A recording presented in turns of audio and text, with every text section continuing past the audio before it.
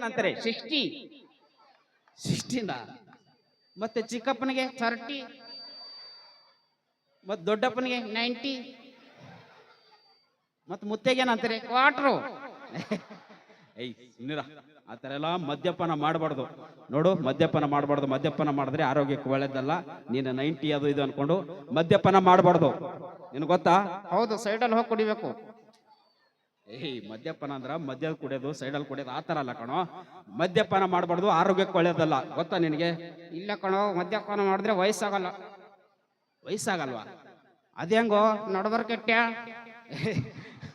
ಆ ಥರನಾ ಓಕೆ